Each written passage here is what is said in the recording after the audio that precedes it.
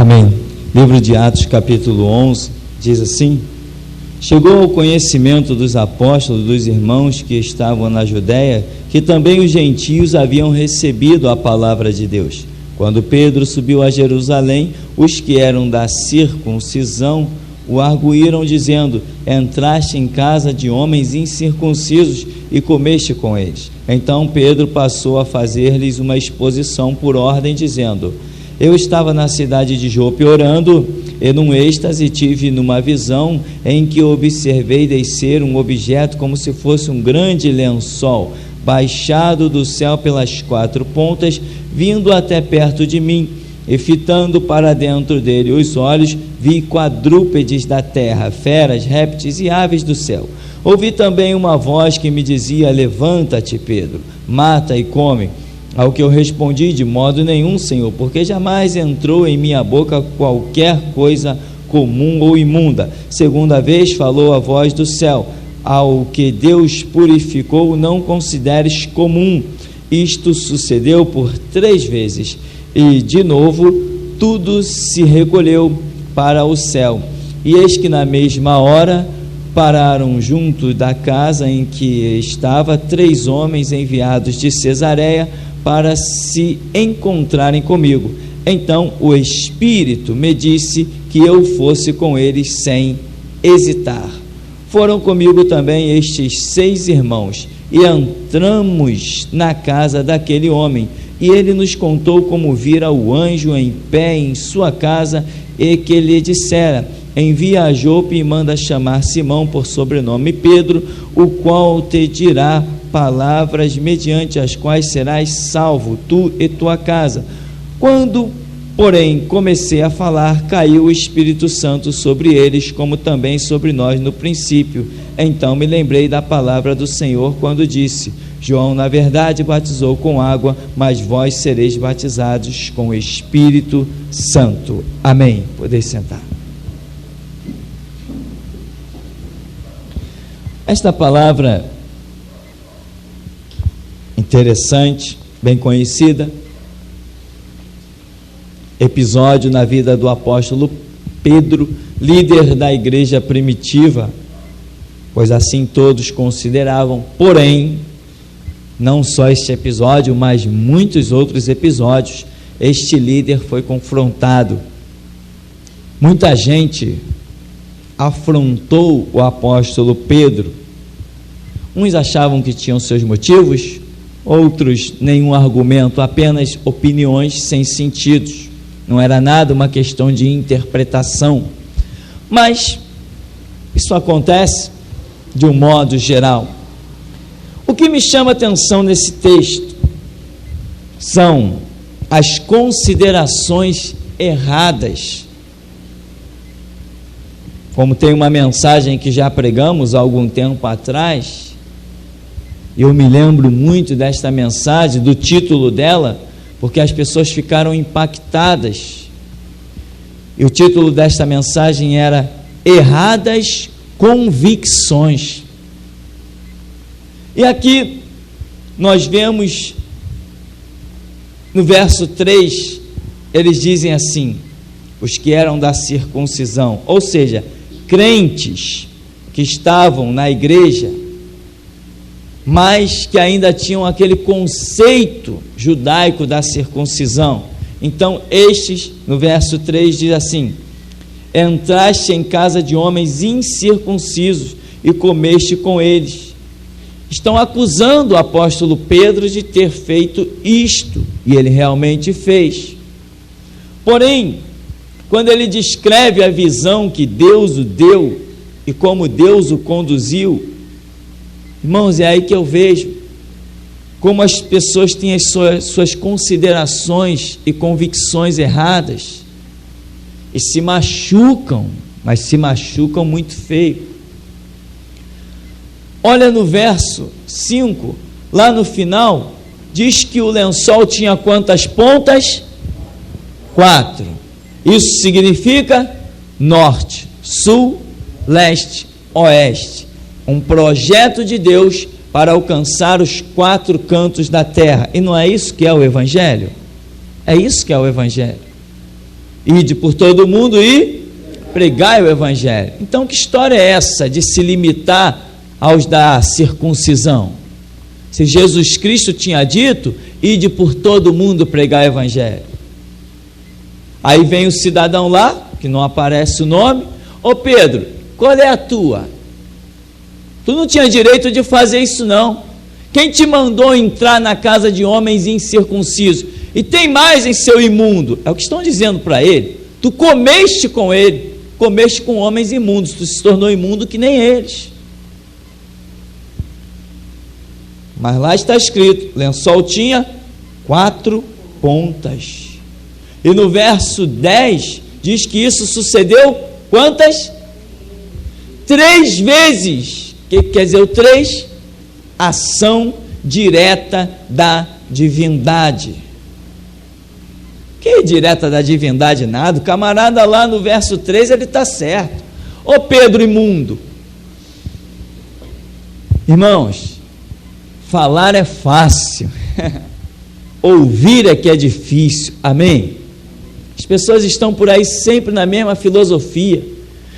Tem pessoas que eu imagino que as pessoas devem considerar o seguinte, que Deus errou quando criou o homem, porque fez o homem com uma boca e 2 ouvidos. Tinha que ter sido o contrário, 2 bocas e 1 ouvido. Porque o que tem de gente que gosta de falar e não gosta de ouvir, e pior ainda, tem uns que só gostam de falar, falou e acabou a história, estão plenamente convictos. Entraste na casa de homens incircuncisos e comeste com eles. Mas Pedro teve uma visão do lençol de 4 pontas e o fato repetiu-se 3 vezes. Depois Pedro vai chegar lá na casa deste homem e o homem vai contar para ele a história. Antes disso, porém, o próprio Espírito Santo, quando os homens chegaram diante da casa que Pedro estava, o próprio Espírito Santo, o Espírito Santo falou com Pedro e disse assim: desce com esses homens, não tenha medo de nada, não hesite, pode descer com eles, eu estou no negócio. Mas o cidadãozinho lá no capítulo 11, verso 3, está chamando Pedro de imundo, está dizendo que Pedro cometeu um erro, Pedro não tinha que fazer aquilo. Por que que o ser humano não muda de jeito nenhum? É tão fácil falar, mas é tão difícil ir perguntar a Deus o que se deve falar.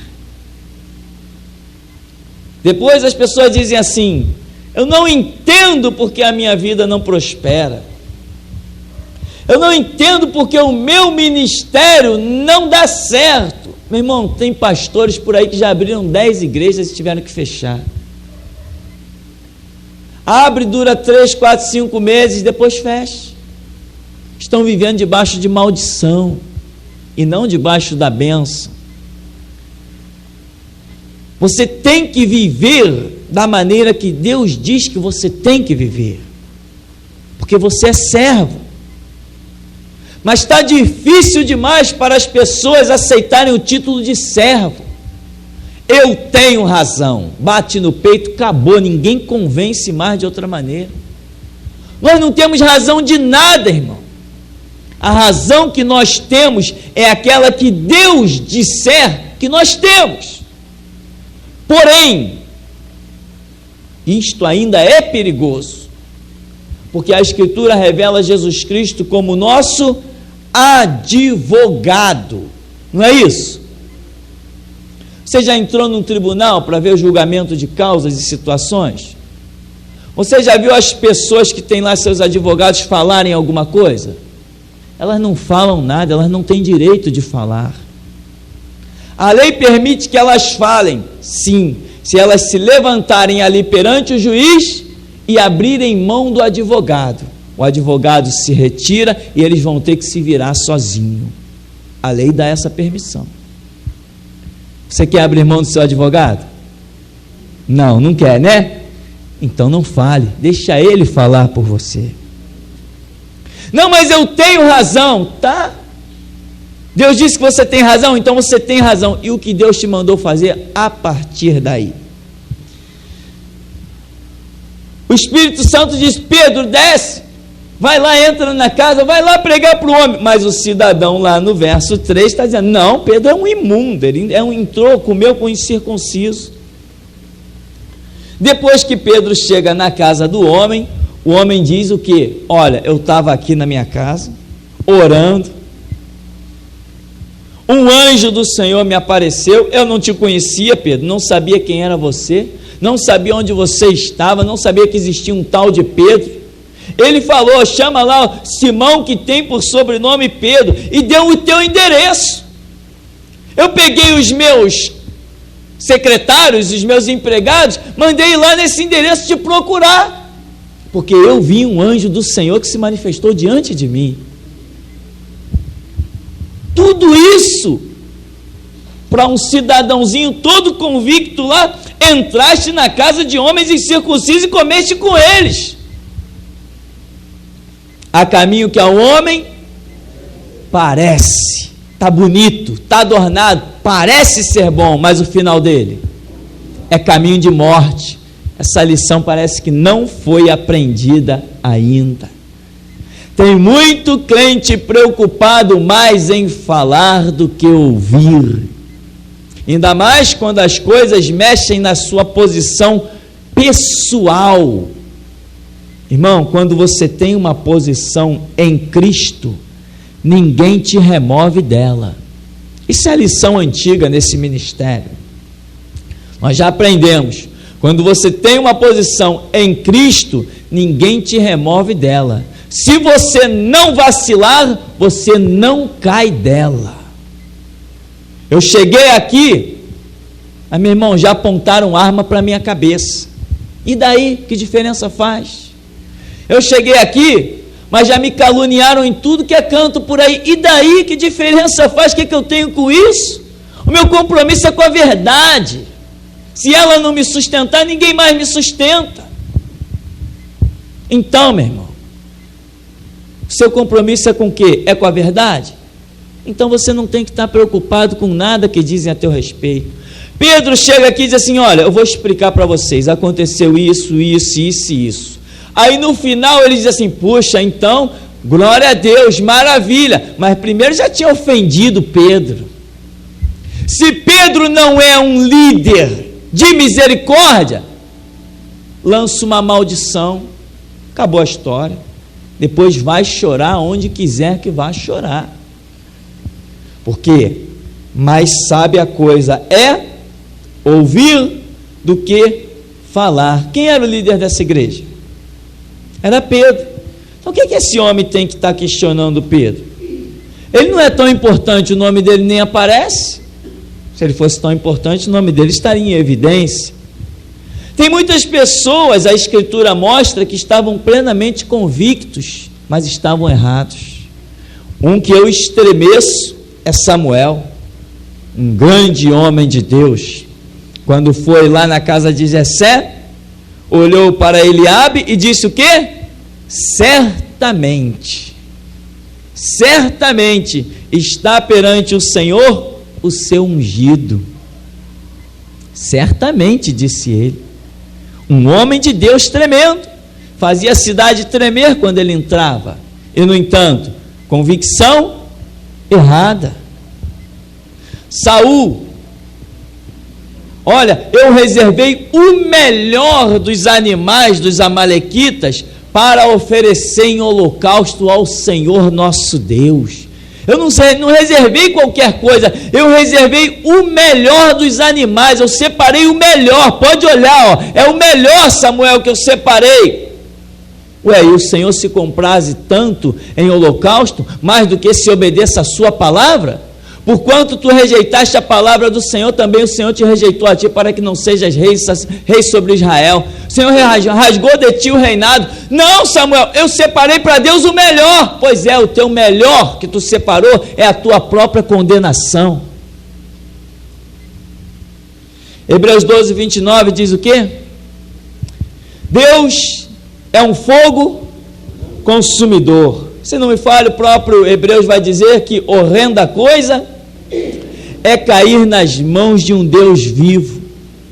Irmãos, ou aprendamos a ser servos, ou vai ficar impossível. Muitos não estão aprendendo.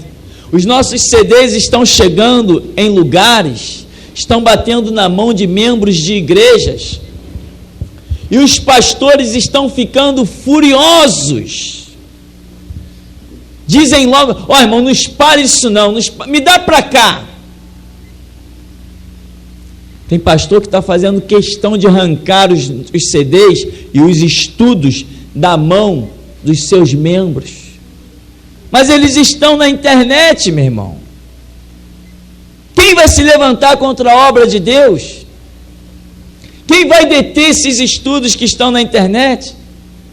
Quem vai deter esses CDs que estão sendo duplicados e multiplicados por pessoas que eu nunca vi a face? Tem gente que não só está mandando os CDs para outros estados, como está comprando aparelhos de som para dar de presente para as pessoas ouvirem os CDs.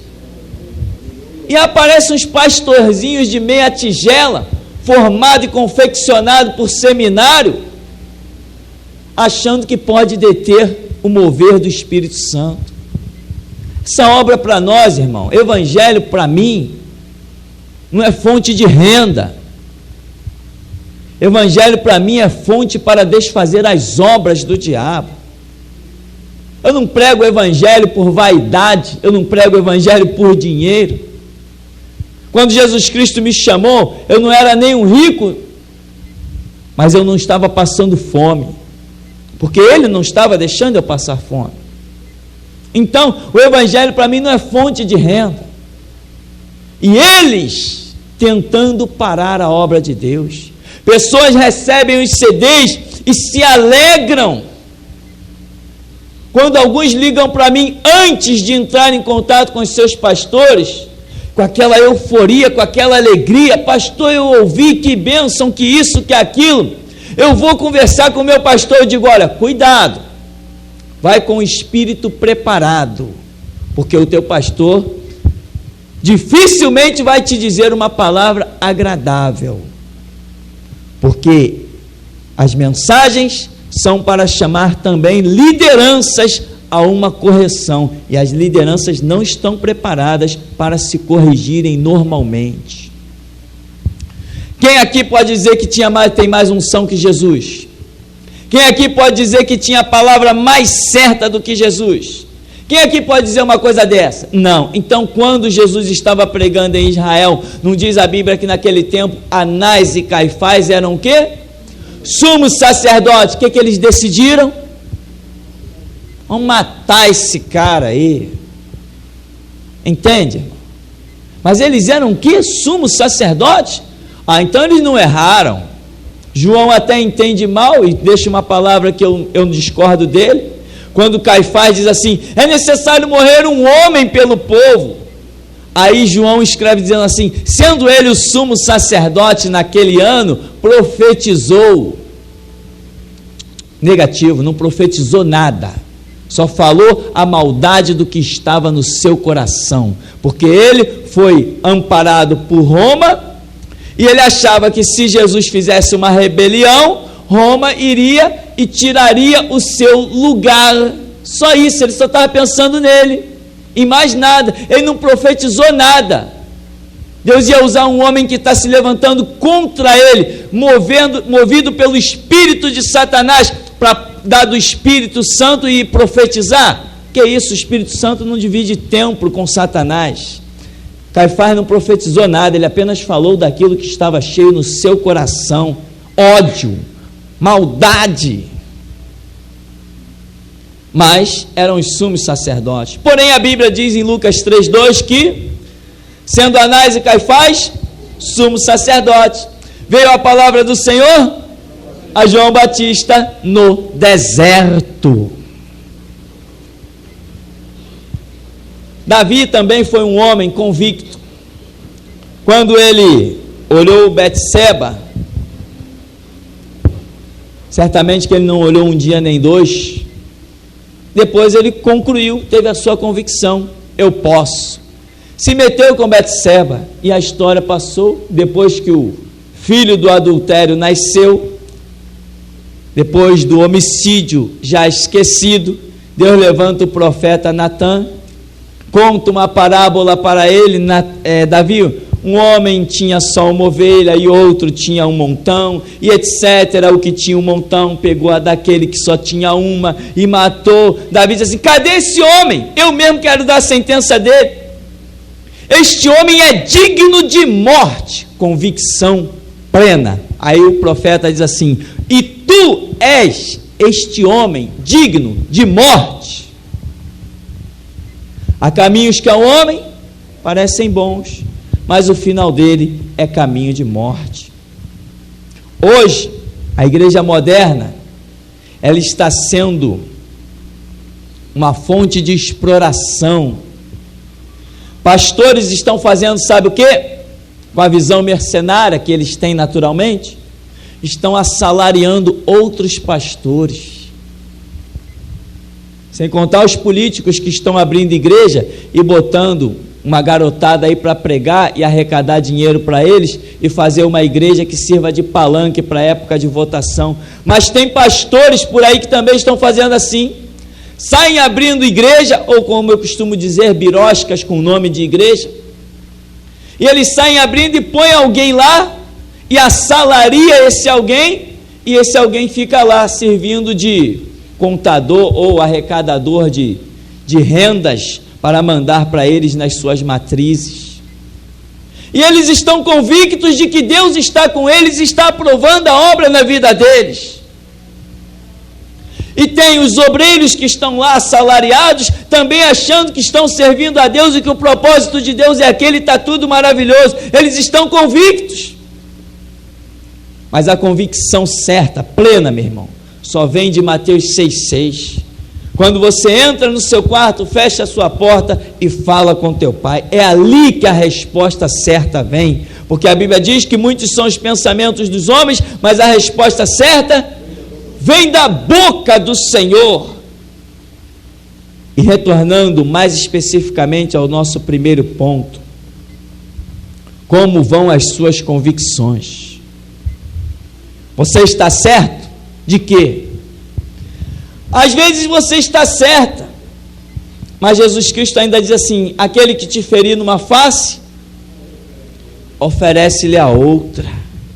Quando você oferece a outra, o Senhor te recompensa, porque Ele tem os planos e Ele tem os projetos e os propósitos dEle. Por isso, irmão, observa bem esse Atos capítulo 11, você vai ver como Deus está de uma maneira fantástica operando. Deus tirou um anjo lá do céu e disse: vai lá, entra na casa daquele homem lá e fala com ele. Diz para ele procurar Pedro.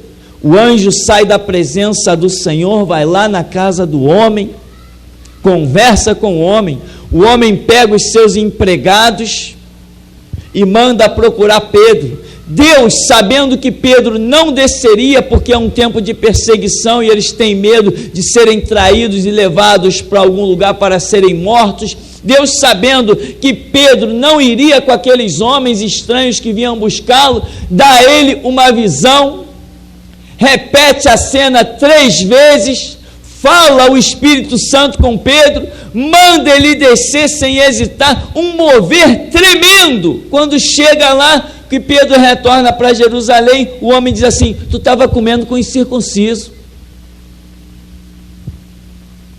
Convicções erradas, considerações erradas nesta oportunidade. O que está acontecendo com a sua vida? O que está acontecendo ao seu redor? O que está acontecendo? Você está certo ou você está errado? Você está certo? Então, tem um advogado para julgar a sua causa? E se você estiver errado, como é que vai ser? Pode ser que tenhas outra chance, Pode ser que seja como Saul, que não teve outra chance. Pode ser que seja como Davi, que não teve outra chance. O menino vai morrer, mas eu vou jejuar, eu vou plantear, pode fazer o que você quiser. Assim diz o Senhor, a criança eu vou levar. Meu irmão, caminhada cristã é cheia de abismos. Sabe por quê? Porque em nenhum momento nós perdemos o nosso livre-arbítrio. Esses são os abismos. O nosso livre-arbítrio é que vai criando os abismos. Às vezes não tem segunda chance. E se não houver a segunda chance, o que acontece? Samuel teve. Senta aí, Samuel. Eu não escolhi esse. Os meus olhos não são como os teus olhos. O que eu vejo não é o que está por fora, eu vejo por dentro. Eu não escolhi essa beleza toda, essa formosura, esse primogênito, esse camarada alto e forte e bonito. Eu não escolhi ele. Eu não vejo como vê você, eu não vejo como vê o homem. Eu vou te dar outra chance, fica quietinho aí. Você vai ungir a quem eu te mandar ungir. Teve outra chance. Deus impediu. Já pensou se Deus ficar calado? Já pensou, irmão, se Deus fica calado? Samuel ia pegar aquele azeite dentro daquele chifre, é o primogênito, certamente, e ia lá. Ele não orou, ele não perguntou a Deus, Senhor, é esse? Não, a Bíblia diz que ele olhou e concluiu. Certamente é esse aí. Quando ele ia se precipitar, o Espírito Santo pegou ele pelo cinto e disse, senta aí. Fica na tua. Tu vai ungir a quem eu te disser para ungir. E se Deus não faz isso com ele? Se ele chega ali e unge aquele primogênito, você já pensou a confusão? Você já pensou Samuel voltando para sua casa e o Espírito Santo dizendo para ele, Samuel, você ungiu quem eu te mandei? E ele respondendo para Deus assim, ungi, Senhor. E o Espírito Santo perguntando assim, quem eu te mandei ungir? Aí ele parando para refletir, dizendo assim, ué, o Senhor não me deu nome nenhum, eu ungi o primogênito. E aí Deus falando com ele, e quem te mandou ungir o primogênito? Eu te disse para ir à casa de Jessé e ungir a quem eu te dissesse para ungir. Eu não disse que era o primogênito. Já pensou que situação? Já pensou Deus mandando Samuel voltar naquela cidade? Diz que quando ele chegou naquela cidade, os anciãos da cidade foram a ter com ele. Diz a Bíblia que ele convidou esses anciãos ao sacrifício, não é isso que está escrito? Ele convidou os anciãos ao sacrifício. Quando ele ungiu Davi, todos os anciãos viram. E se ele tivesse ungido Eliabe? Samuel, agora tu vai voltar lá e vai ungir a quem eu te mandar, não quem você quer. Você ungiu o primogênito por tua conta própria. Agora tu vai ungir quem eu te mandar. Imagina ele voltando na cidade, os anciãos de novo iam sair ao encontro dele, o povo de novo ia acompanhar. Samuel, o que você veio fazer aqui? Vim ungir um filho na casa de Jessé. Ué, de novo?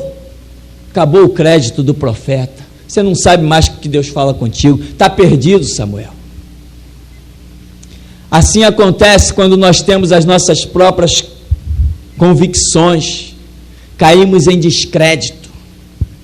Mas quando a nossa convicção vem do alto e fazemos aquilo que Deus nos manda fazer, a nossa credibilização sempre aumenta.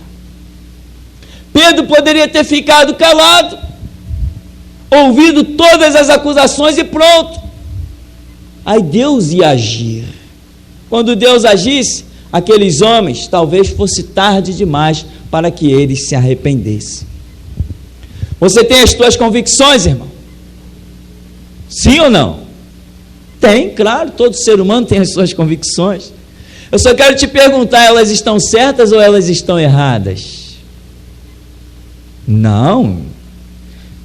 Eu vi muita gente dizendo assim, Eu sou católico desde o meu nascimento. Depois teve um encontro com Jesus. Eu conheci pais de santo que batiam a mão no peito e dizia: eu sirvo Xangô das 7 pedreiras. Hoje são servos de Jesus Cristo. Eu conheci homossexuais que diziam: eu nasci homossexual. Hoje são libertos, são pregadores da palavra de Deus. Há caminho que ao homem parece ser bom. Por isso, irmão, esta é uma palavra de profunda reflexão. Eu conheci pastores que diziam assim: esse negócio de renovação é besteira. Entraram para os seus gabinetes e escreveram dezenas de livros contra a renovação. Falar em língua estranha é besteira, dom de curar é besteira, e saíram escrevendo livros. Poder de Deus é besteira, isso tudo é palhaçada desses crentes que não têm o que fazer, e escreveram dezenas de livros, entre eles Enéas Tonini. Um belo dia, ele estava orando na sua casa, e o poder de Deus desceu. Começou a pular, falar língua estranha, a igreja foi avivada, um mover tremendo. E agora? Agora o Espírito Santo vira para ele e diz assim: sabe aquilo tudo que você escreveu? Agora escreve tudo o contrário. Não, mas antes ele era um pastor, ele era um líder, ele liderava uma igreja imensa, era missionário, fez várias visitas a Israel, escreveu vários livros de geografia bíblica, de arqueologia, era um homem convicto, era um homem estudado, tinha 3, 4 faculdades. Você tem as suas convicções também? Um dia eu também tive. Eu carregava os meus santinhos dentro da carteira, os meus crucifixos no pescoço, mas isso é o tempo das trevas. Mas muitos crentes que estão na luz não conseguem ainda enxergar uma luz superior. Tem muitos que estão vivendo no raiar do dia, no sol da manhã, mas não conseguem contemplar o sol do meio-dia. Por isso, irmão, você tem a sua convicção, eu tenho a minha convicção, mas vamos ser espertos, muito espertos. Senhor, a minha convicção está certa ou está errada? Ainda que ele te diga assim: está certa. E o que eu faço? Amém? A direção de Deus é que manda, a direção de Deus é que funciona. Por quê, irmão? Tem coisas que, se Deus não estender a mão, você fica largado no meio do caminho. Deus nunca te abandona no meio da promessa que Ele te faz. Não abandona. Mas, se você sair do propósito dele, pode ter certeza, o leão te encontra no meio do caminho e te mata. Você lembra, né? O profeta desconhecido, né? Eu tenho um plano contigo, vai naquela cidade e volta. É assim, assim. Ele foi, mas não cumpriu o propósito que Deus tinha. O leão o encontrou no meio do caminho e o matou. Depois, muitos diriam: ué, mas ele não foi enviado por Deus? Foi enviado por Deus. E foi morto também pelo próprio Deus. Amém, meu irmão? Então, querido, para concluirmos, Pedro diz assim no verso 13: e ele nos contou como vira o anjo em pé em sua casa, e que lhe dissera: envia a Jope e manda chamar Simão por sobrenome Pedro, o qual te dirá palavras mediante as quais serás salvo, tu e toda a tua casa. E o cidadão disse o quê? Não, tu está errado, Pedro. O que você tinha aí lá na casa do homem? Ué, tá aí, ó. Há caminhos que ao homem parecem ser bons, mas o final dele é caminho de morte. Muitos são os pensamentos dos homens, mas a palavra certa vem do Senhor. Então, querido, hora de decisão é hora de oração. O Senhor nos abençoe em nome de Jesus.